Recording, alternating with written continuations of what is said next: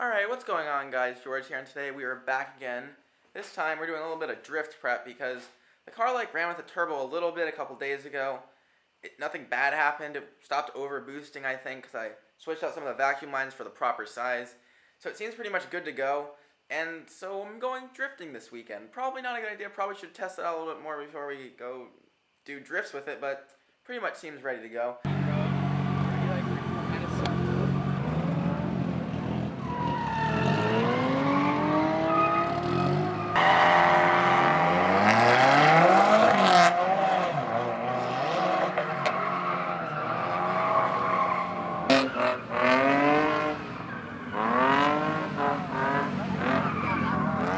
So obviously after that first run there was an issue with the car. It was breaking up under boost, and this was really the first time the car had been driven hard since I turboed it. I'd done one loop around my neighborhood, and then my mother became very angry at me because my car is very loud. So I kind of just put it away, and that was it. So I really only had gone halfway through first gear under boost, and the car was completely untested. Probably a little premature going to this drift event, but I really wanted to go. I thought it'd be so much fun, and it kind of ended up being good, but yeah. So the car was breaking up under boost, and I kind of thought, something wrong with the injectors, fuel pump, is it over boosting? I kind of thought it was over boosting. The boost gauge was going around 10 to 12, which, I don't know, maybe the line's not the right size on it, maybe it's just a bad boost gauge. But maybe it was peaking at 12 and would go back down to 10 or 9.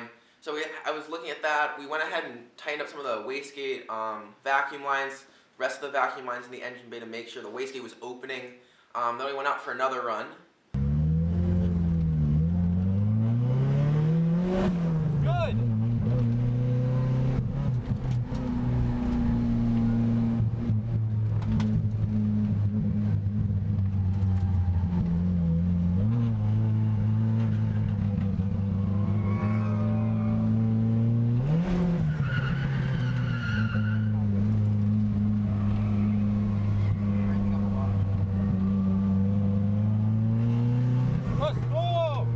That went almost 15.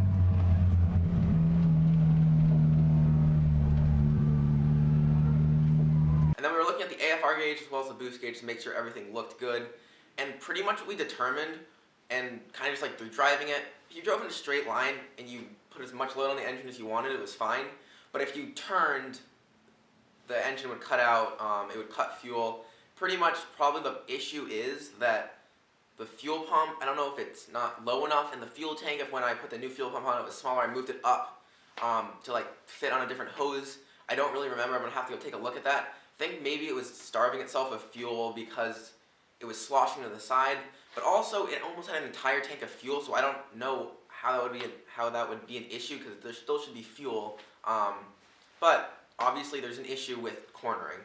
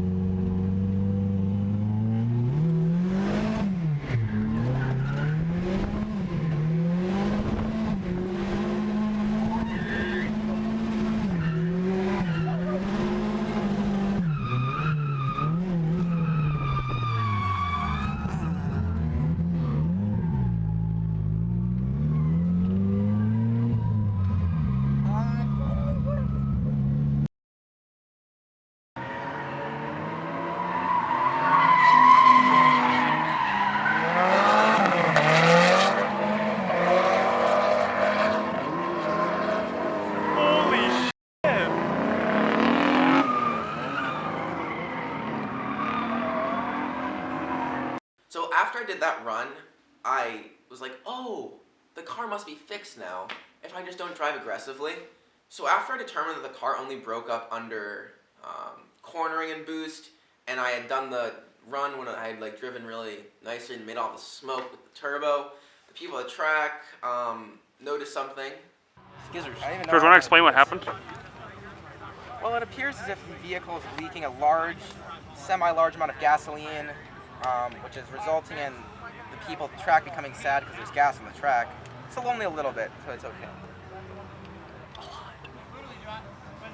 But we're gonna try and fix it. Fix. I don't even know like what I want to do with this. And kind of after this point, I was like, oh, the car works a little bit maybe, I don't know. So I went out, tried to do another run, it wasn't having it.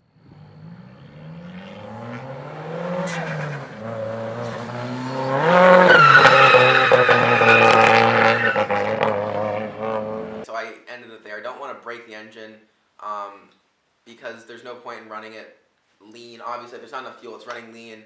It's breaking up. The AFRs were actually good when it was working right, like under boost, not cornering. So that's definitely an issue we're going to have to work out. So kind of just like going after the event, this is a little bit after the event, very much after the event. The event was probably 2 months ago maybe, more than that, I don't know. So after that, I did some street driving with the car, and it's pretty much, I'm 100% determined that the issue is with the fuel pump pickup. Also the fuel leaking issue, which kind of developed as I started to be in turns for longer, like when I did the long sweeping corner, and it kind of started leaking fuel out of the side of the gas tank. It's all with cornering. So like I did first, second, third gear pulls on the highway, and then like put it in fourth and fifth and like under high load, maybe 2,000-3,000 RPM, and it was fine, didn't break up at all. So the issue is definitely with cornering. The tune is fine, everything's fine with that. So that's definitely something we're gonna have to take a look at. Also for the fuel leaking, I think it might be the O-ring on the fuel pump. I had purchased a new one when I put the new fuel pump in the car, but I don't, maybe it's not a good one, I don't know. I bought another one, we'll swap that out again. Also, the fuel return line might be messed up when it meets the gas tank, because I've taken it off a few times and it's kind of cracked a little bit. I don't know if that's where the fuel's coming out of, so we can take a look at that as well. So I definitely rushed into this event without adequately like testing the car, but on the other hand, there's really no way I can test the car in terms of I'm not gonna drive really aggressively on the street to try and figure out these problems, because that's just like not safe. This car looks so sketchy. If I do anything, like I instantly would get pulled over. It's like out of any car on the road, even if I'm not breaking any laws, like a police officer could find something to pull me over for. So it's just not worth it at all to drive it on the road at this point. So yeah, I'm glad I went to the event because I figured out these issues, so I know I can take care of them in the off season, so I can have the car ready to go in the spring of 2018, and we'll be able to just drive it hopefully and not have to worry about these tiny issues that actually end up costing the entire event because I can't fix them. So this video was a little bit different from my other drifting videos because it didn't really have that much drifting in it.